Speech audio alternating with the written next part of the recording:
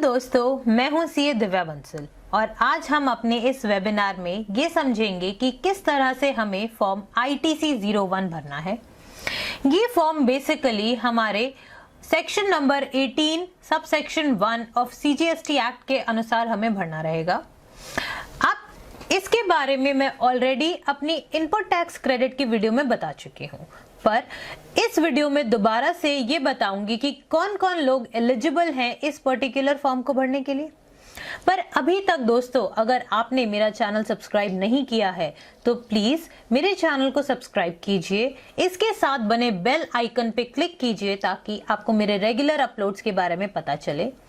साथ ही आप मेरे फेसबुक पेज को भी लाइक कीजिए, जहां पे मैं रेगुलरली इन्फोग्राफिक्स अपलोड करती हूँ। अब वापस आते हैं हम अपने ITC 01 फॉर्म पे। अब देखते हैं सेक्शन 18 सबसेक्शन 1 हमें क्या क्या बताता है। यह बताता है कि अगर आपने अपनी थ्रेशोल्ड लिमिट को क्रॉस किया है या आप क्रॉस करने ही वाले हो तो आप GST में रजिस्ट्रेशन लेने के लिए लायबल हो जाते हो। या फिर दूसरा केस आता है जब मैं वॉलंटरली GST में रजिस्टर कराना चाहती हूँ अपने आप को। तीसरा केस आता है कि मैं कॉम्पोजिशन स्कीम से रेगुलर स्कीम में आना चाहती हूँ। और चौथा केस आता है जब एग्जेम्प्ट सप्लाई से मेरी टैक्सेबल सप्लाई हो जाती है। इन चारों ही केसेस में मैं जो भी मेरे पास स्टॉक है उस दिन जब मैं रजिस्ट्रेशन के लिए लायबल होती हूँ या जिस दिन मैं रजिस्ट्रेशन लेती हूँ तब मैं उन सबका इनपुट टैक्स क्रेडिट क्लेम कर सकती हूँ।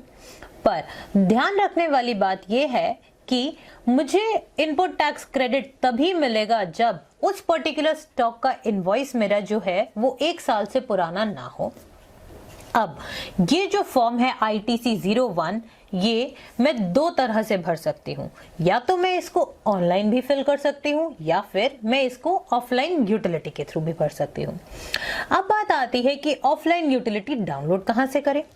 ऑफलाइन यूटिलिटी डाउनलोड करने के लिए आप पहले GST की साइट पे जाइए, वहां पे डाउनलोड टैब में जाइए और वहां आप देखेंगे ऑलमोस्ट हाफ पेज के बाद लिखा हुआ है डाउनलोड का ऑप्शन।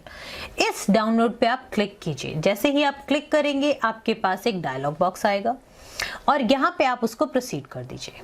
प्रोसीड करने के बाद एक जिप फोल्डर आपके पास डाउनलोड हो जाएगा। उसमें आप एक्सेल शीट को ओपन कीजिए। इसमें आपकी बेसिकली 3 शीटें हैं। पहली हेल्प इंस्ट्रक्शन की शीट, यानी अगर आप कहीं पे भी अटकते हैं तो आप हेल्प शीट को रेफर कर सकते हैं। दूसरा आपका इंपोर्ट एक्सपोर्ट फाइल और तीसरा जो आपका रेलेवेंट सेक्शन है जिसमें आप क्लेम कर रहे हैं इनपुट टैक्स क्रेडिट, वो वाला सेक्शन। अब एक्सेल शीट को भरने से पहले कुछ चीजों का हमें ध्यान रखना है। पहली चीज ये आती है कि आप कोई भी रो को खाली नहीं छोड़ेंगे। अगर आप किसी भी रो को खाली छोड़ते हैं तो उसके बाद का डेटा जो भी है वो JSON फाइल बनते वक्त कंसिडर नहीं किया जाएगा और वो डिटेल्स पोर्टल पर भी अपलोड नहीं होंगी। दूसरी चीज ये ध्यान रखनी है कि हमें इनवॉइस नंबर जरूर डालना है।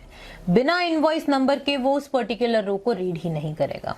अब आते हैं हम लोग दूसरी फाइल पे जो कि है इंपोर्ट एक्सपोर्ट फाइल। आपको सबसे पहले अपना GST नंबर डालना है, फिर आपको स्पेसिफाई करना है कि आप एक SEZ यूनिट या डेवलपर तो नहीं है। इसके बाद आप अपना सेक्शन सेलेक्ट कीजिएगा कि जिसके अंडर आप ITC क्लेम कर रहे हैं, यानी 18(1)A, 18(1)B, C और D। जो भी आप सेक्शन सेलेक्ट करेंगे अकॉर्डिंगली आपका वही वाला बॉक्स एक्टिव हो जाएगा। जैसे कि आप देख सकते हैं मैंने सेक्शन सेलेक्ट किया है 18(1)D, तो आप देखिए मेरे पास एक ही बॉक्स एक्टिव है जिसमें लिखा हुआ है date on which the goods और सर्विसेज बिकम टैक्सेबल, यानी जिस दिन से मेरी वो एग्जेम्प्ट गुड्स या सर्विसेज आगे टैक्सेबल हो जाती है मुझे यहाँ पे वो डेट मेंशन करनी होगी। अब इसके बाद आते हैं हम थर्ड शीट पे जहां पे हमें एक्चुअल में सारी डिटेल्स डालनी है। पहली डिटेल आती है आपकी GST नंबर सप्लायर की, यानी जिस भी सप्लायर से आपने वो स्टॉक परचेज किया था आप उसका GST नंबर डालिए। जिस इनवॉइस के अगेंस्ट किया था उस इनवॉइस के नंबर एंड डेट डालिए। उसके बाद आप स्पेसिफाई कीजिए गुड्स टाइप, यानी क्या वो आपके इनपुट्स हेल्ड इन स्टॉक हैं या फिर inputs contained in semi finish और फिनिश गुड्स हैं या फिर वो कैपिटल गुड्स हैं। इसके बाद आप डिस्क्रिप्शन ऑफ इनपुट्स डालिए, फिर आप यूनिट क्वांटिटी कोड सिलेक्ट कीजिए, यानी आपके केजीज हैं, लीटर्स है, मिलीलीटर्स है एक्सेट्रा। फिर आप अपनी क्वांटिटी डालिए जितनी भी आपके स्टॉक की है, उसकी वैल्यू स्पेसिफाई कीजिए और उस पर रिस्पेक्टिव टैक्स अमाउंट को स्पेसिफाई कीजिए और आप एक्शन लीजिए। अब बात आती है, एक इसमें कॉलम है हमारा सप्लायर्स टाइप। सप्लायर टाइप में हमें सिलेक्ट करना है कि जिस सप्लायर से मैंने वो परचेज किया है क्या वो SEZ है या नहीं है। बाय डिफॉल्ट अगर आप इसमें ब्लैंक छोड़ते हैं तो वो नॉन SEZ लेगा, बट इन केस अगर आपने किसी SEZ से सप्लाई परचेज की थी तो आपको स्पेसिफाई करना होगा कि वो SEZ है। दूसरी चीज आती है एक्शन। एक्शन में हमारे पास ऑप्शन होता है ऐड और डिलीट का।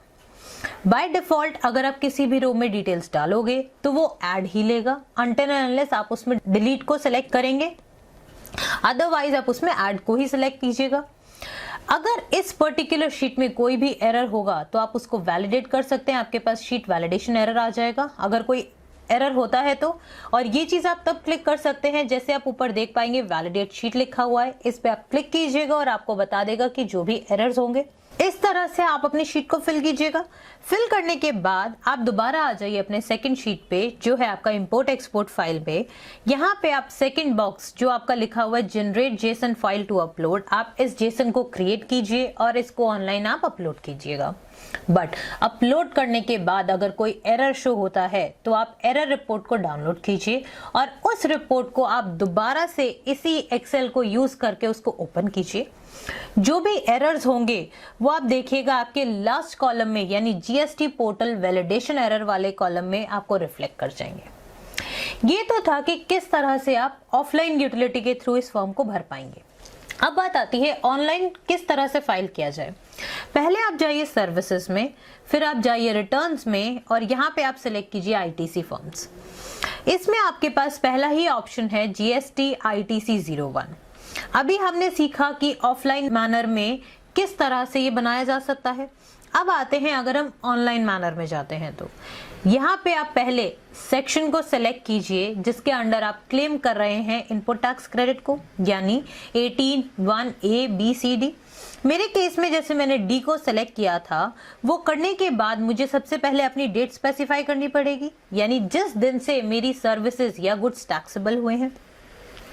उसके बाद मुझे इनवॉइस वाइज डिटेल डालनी पड़ेगी जो भी मेरे पास स्टॉक था। सारी डिटेल्स डालने के बाद आप उसको सेव करते जाइए। सेव करने के बाद उसको आप प्रीव्यू कर लीजिए और चेक कर लीजिए कि आपने सही डिटेल्स डाली हैं। अब जैसे ही आपने अपना फॉर्म प्रीव्यू किया और इसको सबमिट कर दिया, अब अगर आपका इनपुट टैक्स क्रेडिट जो आप क्लेम करना चाहते हो वो 2 लाख या उससे ऊपर होता है तो सेक्शन की रिक्वायरमेंट ये आती है कि आपको सर्टिफिकेट लेना पड़ेगा कॉस्ट अकाउंटेंट या चार्टर्ड अकाउंटेंट से। कॉस्ट अकाउंटेंट या चार्टर्ड अकाउंटेंट की डिटेल भी आपको डालनी पड़ेगी। तो अब जैसे कि स्क्रीन पे आप देख सकते हैं कि हमें पहले तो नाम डालना होगा उस फर्म का जो हमें सर्टिफिकेट इशू कर रही है, फिर उस पर्टिकुलर CA या कॉस्ट अकाउंटेंट का नाम डालना होगा और फिर उसके बाद आपको उसका मेंबरशिप नंबर डालना होगा और जिस दिन उसने इशू किया वो सर्टिफिकेट वो भी डालना होगा। फिर आपको वो सर्टिफिकेट अपलोड करना होगा। ध्यान रखिएगा कि वो फोल्डर आपका 500 KB से ऊपर ना हो, क्योंकि अगर ये फाइल साइज इससे ज्यादा हो जाएगा तो आपको पोर्टल में एरर रिफ्लेक्ट करेगा। इसके बाद आप सेव कर दीजिए वो CA की डिटेल्स को। सारा फॉर्म गो थ्रू करने के बाद आप डिक्लेरेशन को एक्सेप्ट कीजिए और इसको फाइल कर दीजिए अपने DSC या EVC से। दोस्तों, उम्मीद करती हूँ कि आपको आज का लेक्चर बहुत अच्छा लगा होगा कि किस तरह से हमें ITC 01 ऑनलाइन और ऑफलाइन मैनर में भरना है। इसी तरह और यूजफुल वीडियोस को देखने के लिए आप मेरे चैनल को सब्सक्राइब कीजिए और साथ ही मेरे Facebook page tax without tears को लाइक कीजिए। धन्यवाद।